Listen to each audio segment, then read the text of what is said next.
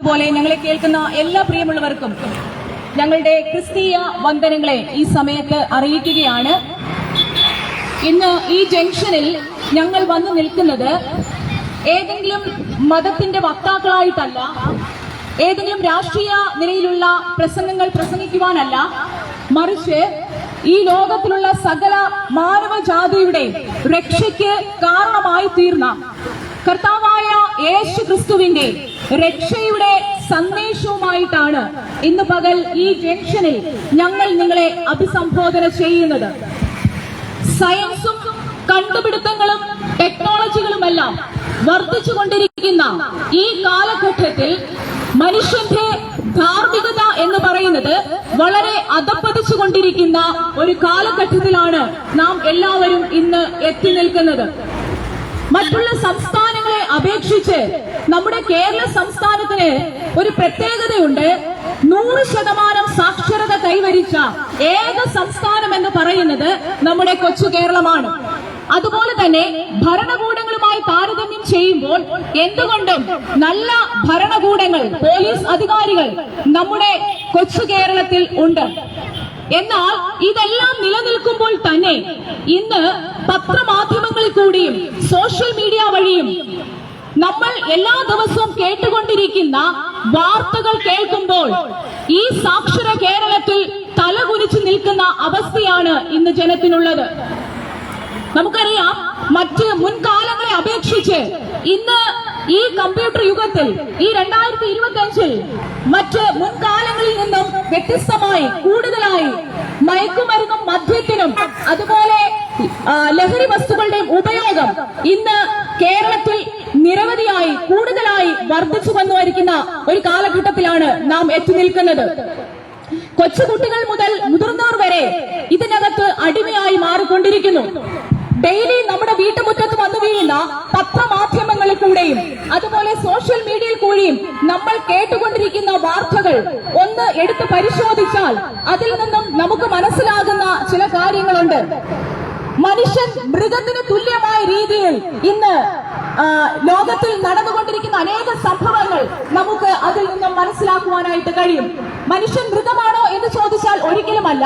എന്നാൽ മനുഷ്യനെ ദൈവം സൃഷ്ടിച്ചത് ദൈവത്തിന്റെ സാദൃശ്യത്തിലും സ്വരൂപത്തിലുമാണ്. എന്നാൽ ഞാൻ പറഞ്ഞതുപോലെ ഇന്ന് മനുഷ്യൻ ചെയ്തുകൊണ്ടിരിക്കുന്ന ഓരോ പ്രവൃത്തികൾ കാണുമ്പോൾ മൃഗങ്ങൾ പോലും അറയ്ക്കുന്ന രീതിയിലുള്ള, മനുഷ്യനെ മരവിപ്പിക്കുന്ന രീതിയിലുള്ള പലവിധമായ ക്രൂരമായ കൊലപാതകങ്ങളും കുറ്റകൃത്യങ്ങളും ഈ മനുഷ്യൻ സാക്ഷര കേരളത്തിൽ ചെയ്തുകൊണ്ടിരിക്കുന്നു. നമ്മൾ അടുത്ത കാലത്ത് കഴിഞ്ഞ ദിവസങ്ങളൊക്കെയും വളരെ ഞെട്ടിക്കുന്ന വാർത്തകൾ നമ്മുടെ കൊച്ചു കേരളത്തിൽ നമ്മൾ കേട്ടുകൊണ്ടിരിക്കുകയാണ്. നേരത്തെയൊക്കെ വീടുകളിനകത്ത് കുഞ്ഞുങ്ങളോട് മാതാപിതാക്കൾ പറയും പത്രം വായിക്കണം, ന്യൂസ് കേൾക്കണം. എന്തിനാ? അവരുടെ ജീവിതത്തിൽ മുന്നോട്ടുള്ള വളർച്ചയ്ക്ക് ഏറ്റവും ഉപകാരകരമായ ഒന്നാണ് ന്യൂസ് എന്ന് പറയുന്നത്. എന്നാൽ ഇന്ന് മാതാപിതാക്കൾ കുഞ്ഞുങ്ങളോട് പറയും ന്യൂസ് ഒരു കാരണവശാലും വായിക്കരുത്, പത്രം വായിക്കരുത്. കാരണം എന്തെന്ന് ചോദിച്ചാൽ ഈ കുഞ്ഞുങ്ങൾക്ക് സഹിക്കാൻ കഴിയാത്ത നിലയിൽ, അവരുടെ മനോനില തെറ്റുന്ന നിലയിലുള്ള വാർത്തകളാണ് ഇന്ന് പത്രമാധ്യമങ്ങളിൽ പ്രചരിച്ചുകൊണ്ടിരിക്കുന്നത്. ഇത് വായിക്കുന്ന ഓരോ കുഞ്ഞിനും ജീവിതത്തിനകത്ത് നല്ല സന്തോഷമല്ല നൽകുന്നത്. മനസ്സിനകത്ത് ക്രൂരമായ അല്ലെങ്കിൽ ഇങ്ങനെയുള്ള വ്യക്തികളെ കുറിച്ചുള്ള ഒരു വല്ലാത്ത മാനസിക നില തെറ്റിക്കൊണ്ട് മനുഷ്യനെ വെറുക്കുന്ന നിലയിലുള്ള ന്യൂസുകളാണ് ഈ കുഞ്ഞുങ്ങൾ ഡെയിലി കേട്ടുകൊണ്ടിരിക്കുന്നത്. ഈ കഴിഞ്ഞ ദിവസം സ്വന്തം ചോരയിൽ നിന്നുണ്ടായ ഒരു കുഞ്ഞിനെ ഒരപ്പൻ മറ്റൊരു സ്ഥലത്ത് കൊണ്ടിട്ട് വളരെ ക്രൂരമായി പീഡിപ്പിച്ച സാക്ഷര കേരളത്തിലെ ന്യൂസ് നമ്മൾ വായിച്ചതാണ്. അതുപോലെ തന്നെ ഓടുന്ന ബസ്സിൽ അമ്മയെ പീഡിപ്പിക്കുന്ന മകൻ സാക്ഷര കേരളത്തിൽ. അതുപോലെ തന്നെ വീട്ടിനകത്ത് സ്വന്തം സഹോദരങ്ങൾ മനോനില തെറ്റി എന്റെ മുമ്പിൽ നിൽക്കുന്നത് എന്റെ സഹോദരിയാണെന്നുള്ള ആ ചിന്ത പോലും ഇല്ലാതെ കത്തിയെടുത്ത് കൊത്തിക്കൊല്ലുന്ന അല്ലെങ്കിൽ പീഡിപ്പിക്കുന്ന ഈ സാക്ഷര കേരളത്തിൽ മനുഷ്യന്റെ അവസ്ഥ എങ്ങോട്ടാണ് കേരളത്തിന്റെ പോക്ക്? നമ്മൾ കഴിഞ്ഞ ദിവസങ്ങളെല്ലാം പത്രമാധ്യമങ്ങൾ വായിച്ചു. അല്പം സന്തോഷത്തിനും സുഖത്തിനും വേണ്ടി ഈ മദ്യം അകത്തു ചെന്ന് മനുഷ്യനെ മൃഗമാക്കി മാറ്റിയ അനേക ക്രൂര കൃത്യങ്ങളുടെ വാർത്തകൾ എല്ലാ ദിവസവും നമ്മൾ കേട്ടുകൊണ്ടിരിക്കുമ്പോൾ ഈ കഴിഞ്ഞ ദിവസം സ്വന്തം സഹപാഠി, ഒരേ ബെഞ്ചിൽ നിന്ന് പഠിക്കുന്ന സ്വന്തം സഹപാഠിയെ ഒരു മനസാക്ഷി കുത്തുമില്ലാതെ കത്തികൊണ്ട് കുത്തി കൊലപ്പെടുത്തിയ സംഭവങ്ങൾ നമ്മൾ വായിച്ചു. ഇങ്ങനെയൊക്കെയുള്ള കാര്യങ്ങൾ കേൾക്കുമ്പോൾ നമ്മുടെ മനസ്സിൽ എന്താണ് ചിന്ത വരുന്നത്?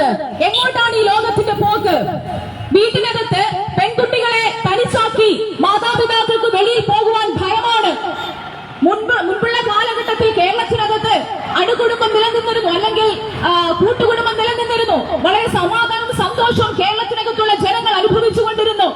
എല്ലാവരും ഒരുപോലെ മതത്തിനും അപ്പുറത്തും ആ സ്നേഹബന്ധം നിലനിന്നിരുന്നു. എന്നാൽ ഇന്ന് ഭവനങ്ങൾക്കകത്ത് സ്വസ്ഥതയും സമാധാനവും നഷ്ടപ്പെട്ടു. പ്രത്യേകിച്ച് പെൺകുട്ടികളെ സ്വന്തം അപ്പന്റെ അടുക്കൽ പോലും നിർത്തിയിട്ട് പോകുവാൻ അറയ്ക്കുന്ന അല്ലെങ്കിൽ പേടിക്കുന്ന മാതാപിതാക്കളുടെ സാക്ഷര കേരളം, സ്വന്തം കുഞ്ഞുങ്ങൾ വീട്ടിനകത്ത് പോലും സുരക്ഷിതമല്ലാതിരിക്കുന്ന ഈ കാലഘട്ടത്തിൽ മനുഷ്യൻ എന്തുകൊണ്ടാണ് ഇത്തരം ക്രൂരമായ പ്രവൃത്തികൾ ചെയ്യുന്നത്? എന്നെ കേൾക്കുന്ന പ്രിയമുള്ളവർ ചിന്തിക്കും, ഇതെല്ലാം ഡെയിലി ഞങ്ങൾ ന്യൂസുകളിൽ വായിക്കുന്ന വാർത്തയാണ്, ഇത് പറയാനാണോ ഇവിടെ വന്ന് നിൽക്കുന്നത് എന്ന് നിങ്ങൾക്ക് ചിലപ്പോൾ ചിന്തയുണ്ടാകും. എന്നാൽ ഇത് മാത്രം പറയുവാനല്ല ഞങ്ങൾ വന്നു നിൽക്കുന്നത്, മറിച്ച് മനുഷ്യൻ എന്തുകൊണ്ടാണ് ഈ പാപപ്രവൃത്തികളിലേക്ക് കൈനീട്ടുന്നത്? എന്താണ് ഇതിന്റെ പരിഹാരം? മനുഷ്യന് എങ്ങനെ ഇതിൽ നിന്ന് മുക്തി നേടാം? ഇതിനെക്കുറിച്ച് ചില സന്ദേശങ്ങൾ കൈമാറാനാണ് ഇന്ന് പകൽ ഈ ജംഗ്ഷനിൽ ഞങ്ങൾ നിങ്ങളെ അഭിസംബോധന ചെയ്യുന്നത്. വളരെ അല്പം ഒരു 5 മിനിറ്റ് നിങ്ങൾ എന്നെ ഒന്ന് ശ്രദ്ധിക്കാമെങ്കിൽ നിങ്ങൾക്കും എല്ലാവർക്കും ഈ ദേശത്തുള്ള സകല എല്ലാ മനുഷ്യർക്കും ഹൃദയത്തിനകത്ത് സമാധാനം സന്തോഷം നൽകുന്ന ഒരു രക്ഷയുടെ സന്ദേശം ഇന്ന് പകൽ ഞങ്ങൾക്ക് ഇവിടെ വിളംബരം ചെയ്യുവാനുണ്ട്. നിങ്ങൾ കാണുന്നല്ലോ ഞങ്ങളുടെ മുമ്പിൽ നിൽക്കുന്ന ഈ ചെറുപ്പക്കാർ, ദൈവത്തിന്റെ ദാസന്മാർ, ഇവരൊക്കെയും ഒരു കാലത്ത് സ്വസ്ഥതയും സമാധാനവും ഇല്ലാതെ ജീവിതം അവസാനിപ്പിക്കാൻ പലരും ഇതിനകത്തുണ്ട്. മുന്നോട്ടിനി എങ്ങനെ ജീവിക്കണമെന്നറിയാതെ പകച്ചു നിൽക്കുന്ന സമയങ്ങളുണ്ട്.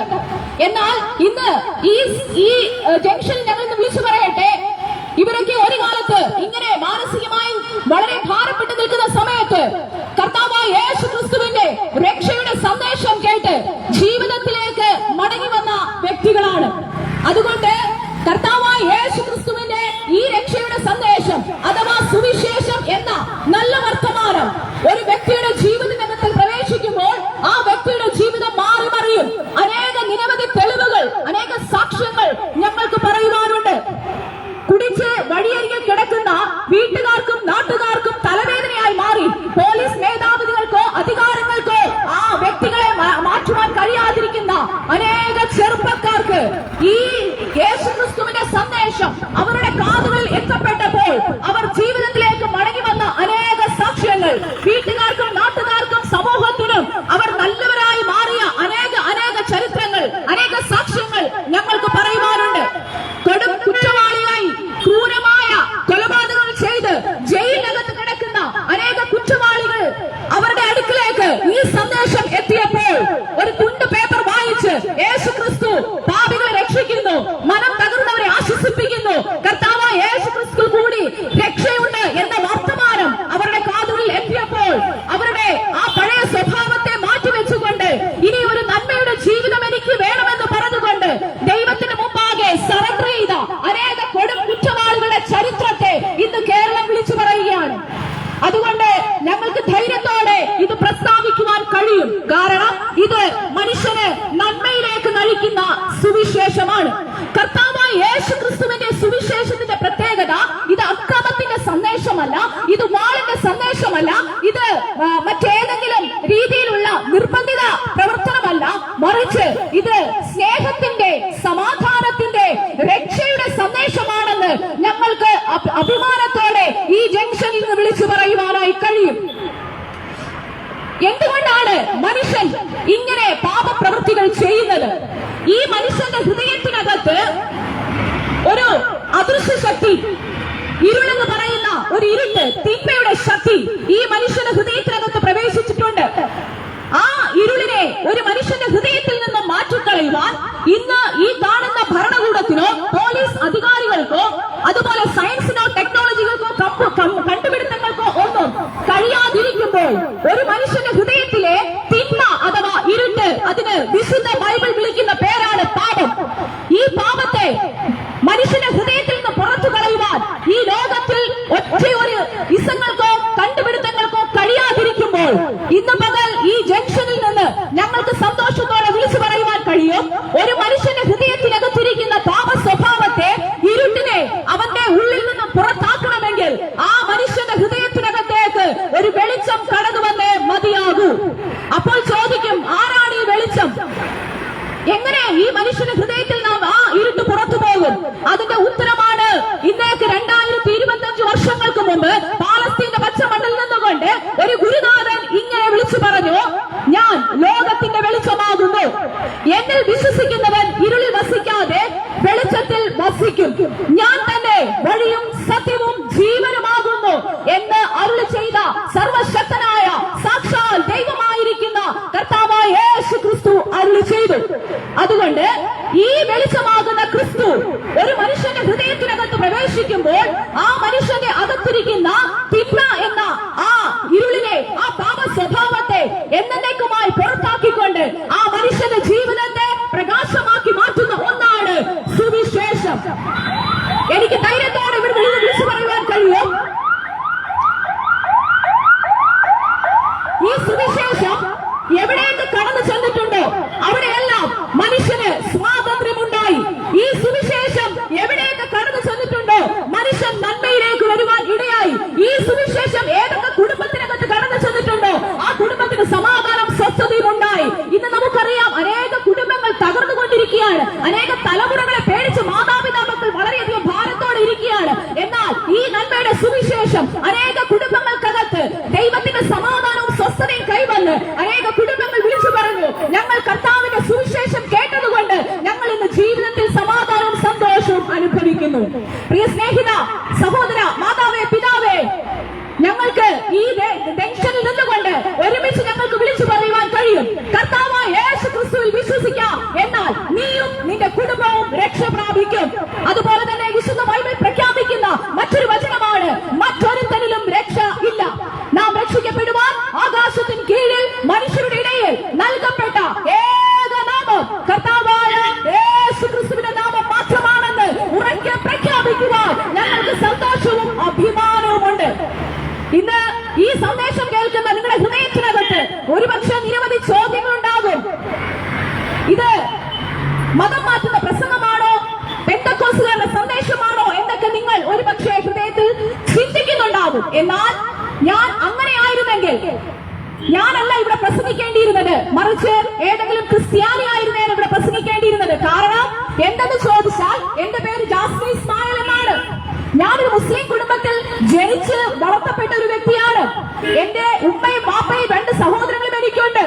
എന്തുകൊണ്ടാണ് ഈ പകൽ ഞാൻ കർത്താവായ യേശു ക്രിസ്തു ദൈവമാണെന്നും യേശു ക്രിസ്തുവിൽ കൂടി മാത്രമേ രക്ഷയുള്ളെന്നും ഈ ജംഗ്ഷനിൽ നിന്ന് ധൈര്യത്തോടെ വിളിച്ചു പറയുമെന്ന് ചോദിച്ചാൽ, ഒരു കാലത്ത് സമാധാനം നഷ്ടപ്പെട്ട്, സ്വസ്ഥത നഷ്ടപ്പെട്ട് ജീവിതം അവസാനിക്കും എന്ന് കരുതിയിരുന്ന ആ സന്ദർഭത്തിലാണ് ഇതുപോലെ തെരുവോരങ്ങളിൽ നിന്ന് അനേക ദൈവത്തിന്റെ ദാസന്മാർ കർത്താവായ യേശു ക്രിസ്തുവിൽ കൂടി മാത്രമേ നിത്യതയുള്ളൂ, അല്ലെങ്കിൽ രക്ഷയുള്ളൂ, പാപമോചനമുള്ളൂ. ഇത് കേട്ടപ്പോൾ ആരാണ് ഈ പാപമോചിക്കുന്ന, മോചനം കൊടുക്കുന്ന രക്ഷിതാവ്, ആരാണ് ഈ രക്ഷകൻ എന്നറിയാൻ വേണ്ടി വിശുദ്ധ ബൈബിൾ വായിക്കുവാൻ തുടങ്ങി.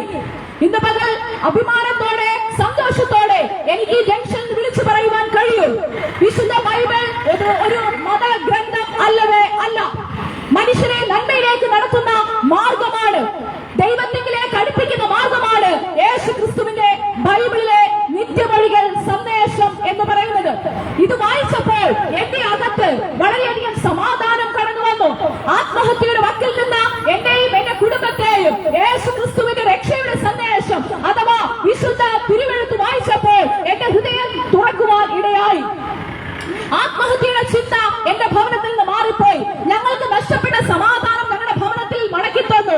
ഞങ്ങൾ വളരെ സമാധാനവും സന്തോഷവും അനുഭവിച്ച് ജീവിതത്തിലേക്ക് ഞങ്ങളെ മടക്കി കൊണ്ടുവന്നത് ഈ ലോകത്തിലെ ഏതെങ്കിലും മത വ്യക്തികളോ രാഷ്ട്രീയ നേതാക്കന്മാരോ മറ്റാരുമല്ല, മറിച്ച് ഈ ലോകത്തെ അതിനെ സർവത്തെയും ഉണ്ടാക്കിയ സർവശക്തനായ സൃഷ്ടാവായ പടച്ചവനായ ഭഗവാൻ ഈശ്വരൻ എന്ന് വിളിക്കുന്ന ആ കർത്താവായ യേശു ക്രിസ്തു മാത്രമാണെന്ന് ധൈര്യത്തോടെ പ്രസ്താവിക്കുവാൻ ഞങ്ങളെ പ്രാപ്തരാക്കിയ ഈ യേശു ക്രിസ്തുവിന്റെ സന്ദേശം ഇന്ന് പകൽ ഈ ജംഗ്ഷനിൽ ഇവിടെ നിന്ന് എന്നെ കേൾക്കുന്ന പ്രിയമുള്ളവരെ, നിങ്ങളുടെ ഹൃദയത്തിനകത്തും രൂപാന്തരം വരുത്തുവാൻ, നിങ്ങൾക്ക് സമാധാനവും സ്വസ്ഥതയും നൽകി തരുവാൻ, നിങ്ങളെ കൈവിട്ട, നിങ്ങൾക്ക് ലക്ഷ്യമില്ലാതെ അലയുന്ന നിങ്ങളുടെ ആ ജീവിതത്തെ ദൈവത്തിലേക്ക് അല്ലെങ്കിൽ ഈ ലോകത്തിൽ മടക്കി കൊണ്ടുവരുവാൻ പര്യാപ്തമായ ഒന്നാണ് യേശു ക്രിസ്തുവിന്റെ രക്ഷയുടെ സന്ദേശം എന്ന് പറയുന്നത്.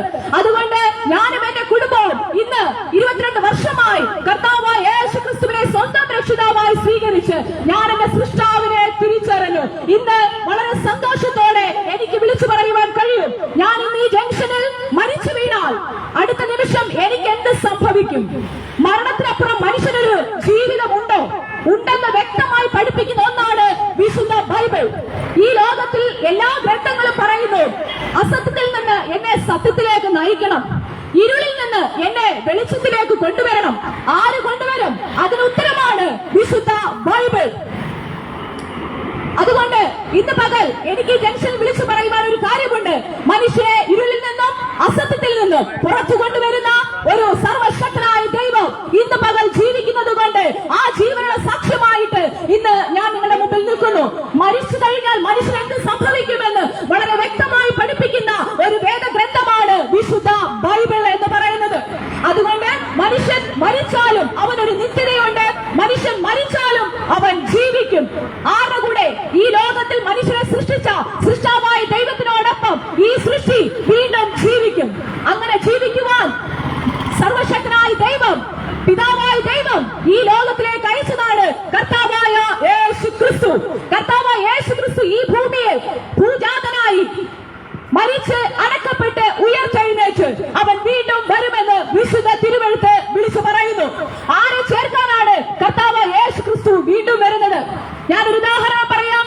നമുക്കറിയാം, ഒരു അമ്മയുടെ ഗർഭപാത്രത്തിൽ 2 കുഞ്ഞുങ്ങളുണ്ടെന്നിരിക്കട്ടെ. ഈ 2 കുഞ്ഞുങ്ങളിൽ ഒരാൾ പറയാണ്, നമുക്ക് നമ്മുടെ ലോകം ഇതാണ്, ആവശ്യത്തിനനുസരിച്ച് ഭക്ഷണം, ആവശ്യത്തിനനുസരിച്ച് വെള്ളം, എല്ലാം കംഫർട്ടാണ്, ഇവിടെയാണ് നമ്മുടെ ലോകം. എന്നാൽ മറ്റേ കുഞ്ഞു പറയാണ്, അല്ലല്ല, ഇതിനപ്പുറം 9 മാസം കഴിയുമ്പോൾ നമ്മൾ മറ്റൊരു ലോകത്തിലേക്ക് പിറന്നു വീഴും. ആ ലോകത്തിൽ നമ്മളെ ജനിപ്പിച്ച അപ്പനെ നമ്മൾ നേരിട്ട് കാണും. ഇതുപോലെ 70-80 വർഷം ഈ ഭൂമിയുടെ ഗർഭപാത്രത്തിൽ ചുരുണ്ടു കിടക്കുന്ന മനുഷ്യൻ വിളിച്ചു പറയുന്നു, ഇതാണ് ലോകം, ഇവിടെ അടിച്ചു പൊളിച്ച് ഇങ്ങനെ ജീവിക്കാം, മരണവും സ്വർഗവും നരകമൊന്നുമില്ല, ഇതാണ് നമ്മുടെ ജീവിതം എന്ന് പറയുന്ന മനുഷ്യ, നിങ്ങൾ ഓർത്തുകൊള്ളണം, മരണത്തിനപ്പുറം മനുഷ്യനൊരു ജീവിതമുണ്ട്. ആ ജീവിതത്തിൽ നിങ്ങൾക്ക് എന്താണ് സംഭവിക്കുന്നത് അറിയണമെങ്കിൽ കർത്താവായ യേശു ക്രിസ്തു ആരാണെന്ന് ഈ ഭൂമിയിൽ വെച്ച് നിങ്ങൾ തിരിച്ചറിയണം. അതുകൊണ്ട് എന്നെ കേൾക്കുന്ന പ്രിയമുള്ളവരോട് ഈ രക്ഷയുടെ സന്ദേശം വിളിച്ചു പറയുവാൻ, നമ്മളെ സൃഷ്ടിച്ച സർവശക്തനായ ദൈവത്തിന്റെ, സൃഷ്ടാവിന്റെ, ഈശ്വരന്റെ, ഭഗവാന്റെ മുഖം നമ്മൾ മറ്റൊരു ലോകത്തിൽ ചെല്ലുമ്പോൾ കാണും. അവിടെ ചെല്ലുമ്പോൾ ഒരു ന്യായവിധിയുണ്ട്. മനുഷ്യൻ ഈ ഭൂമിയിൽ വെച്ച് ചെയ്ത സകല തിന്മയ്ക്കും ഒരു ന്യായവിധി വെക്കുന്ന ഒരു ദൈവം അവിടെ കാണുവാൻ കഴിയും. ആ ദൈവത്തിന്റെ മുമ്പിൽ നമുക്ക് സന്തോഷത്തോടെ നിൽക്കണമെങ്കിൽ ഈ ഭൂമിയിൽ നമ്മൾ ആയിരിക്കുമ്പോൾ സൃഷ്ടാവിനെ തിരിച്ചറിയണം. അതാരാണെന്ന് ചോദിച്ചാൽ പലരും പറയും, പല രീതിയിൽ ദൈവങ്ങളെ വിളിക്കുന്നു. എന്നാൽ ഹല്ലേലൂയ, ഞാൻ പറയട്ടെ, ഇന്ന് ഈ ജംഗ്ഷനിൽ നിന്നുകൊണ്ട് എനിക്ക് പറയുവാൻ കഴിയും, ദൈവം ഏകനാണ്, ഏക സത്യ ദൈവമായ കർത്താവായ യേശു ക്രിസ്തു മാത്രമാണ് സൃഷ്ടാവ്. ആ സൃഷ്ടാവിനെ മനസ്സിലാക്കണമെങ്കിൽ നിങ്ങൾ ഒരു നാണയത്തുണ്ട് കൊടുക്കേണ്ട, ഒരു പൂജാകർമ്മങ്ങളും ചെയ്യേണ്ട, ഒരു എവിടെയും സഞ്ചരിക്കേണ്ട, ഒരു കാര്യങ്ങളും നിങ്ങൾ ചെയ്യേണ്ട. മറിച്ച് നിങ്ങൾ ഇപ്പോൾ ഈ സന്ദേശം കേൾക്കുമ്പോൾ നിങ്ങൾ ഇരിക്കുന്ന ഇരിപ്പിടത്തിൽ ഇരുന്നു കൊണ്ട്, യേശുവേ, ഞാനൊരു പാപിയാണ്, എന്റെ പാപങ്ങൾക്ക് വേണ്ടിയാണ് കർത്താവായ യേശു ക്രിസ്തു മരിച്ചടക്കപ്പെട്ടതെന്ന് നിങ്ങളുടെ ഹൃദയത്തിൽ നിങ്ങൾ വിശ്വസിക്കുമ്പോൾ ആ നിമിഷം സർവശക്തനായ ഈ ലോകത്തിന്റെ അഖിലാണ്ടത്തിന്റെ ഉടയവനായ സർവശക്തനായ ദൈവം നിങ്ങളുടെ അടുക്കലേക്ക് ഇറങ്ങി വന്ന് നിങ്ങളുടെ ഹൃദയത്തിനകത്ത് വസിക്കുവാൻ ഇടയായി തീരും. അങ്ങനെ നിങ്ങൾ ഒരു ദൈവത്തിന്റെ മകനായി മാറുകയാണ്. അപ്പോൾ നിങ്ങൾ സ്വാതന്ത്ര്യത്തിലേക്ക് മടങ്ങി വന്നു. ഇങ്ങനെ ഓരോരുത്തരും പ്രാർത്ഥിക്കുന്ന വേളയിൽ ആ ഇടത്തേക്ക് സർവശക്തനായ ദൈവം ഇറങ്ങി വന്ന് നിങ്ങളെ സ്വതന്ത്രരാക്കും. അങ്ങനെ സ്വതന്ത്രരാക്കിയ മനുഷ്യരെ ചേർക്കുവാൻ കർത്താവായ യേശു ക്രിസ്തു രണ്ടാമതും വരും. അങ്ങനെ വരുമ്പോൾ ആ യേശുവിനോടൊപ്പം യാത്ര ചെയ്യുവാൻ, സൃഷ്ടാവിന്റെ അടുക്കിലേക്ക് മടങ്ങിപ്പോകാൻ ഈ ദേശത്തിലെ നല്ലവരായ എല്ലാ ദേശനിവാസികളെയും സർവകൃപാലുവായ ദൈവം സഹായിക്കുമാറാകട്ടെ എന്ന് പറഞ്ഞ സന്ദേശത്തോടുകൂടെ ഞാൻ എന്റെ വാക്കുകൾക്ക് വിരാമം കുറിക്കുന്നു. ഞങ്ങളെ ശ്രമിച്ച എല്ലാ ദേശനിവാസികൾക്കും, എല്ലാ പ്രിയമുള്ളവർക്കും, ഈ ദേശത്തിലെ എല്ലാ നല്ലവരായ ജനങ്ങൾക്കും കർത്താവ് എല്ലാ നന്മയും അനുഗ്രഹങ്ങളും പകരുമാറാകട്ടെ എന്ന് പറഞ്ഞുകൊണ്ട് നിങ്ങൾക്കാർക്കെങ്കിലും എനിക്ക് വേണ്ടി ഒന്ന് പ്രാർത്ഥിക്കണം. എന്റെ ജീവിതത്തിന് സമാധാനം നഷ്ടപ്പെട്ടു, എന്റെ കുടുംബജീവിതത്തിൽ സ്വസ്ഥതയില്ല, എന്റെ മകൾ മരിക്കുവാനിരിക്കുന്നു, അല്ലെങ്കിൽ എന്റെ മകൻ കുടിയനാണ് എന്ന് പറയുന്ന ആരെങ്കിലും എന്നെ കേൾക്കുന്നെങ്കിൽ നിങ്ങൾക്ക് ധൈര്യത്തോടെ ഞങ്ങൾ സമീപിക്കാം. ഞങ്ങൾ ഈ ദൈവത്തിന്റെ ദാസന്മാർ നിങ്ങൾക്ക് വേണ്ടി പ്രാർത്ഥിക്കുമെന്ന് പറഞ്ഞുകൊണ്ട് ഞാൻ എന്റെ വാക്കുകൾക്ക് വിരാമം കുറിക്കുന്നു. God bless you. അനുഗ്രഹിക്കപ്പെട്ട ദൈവിക സന്ദേശം ഇന്ന് പകലിൽ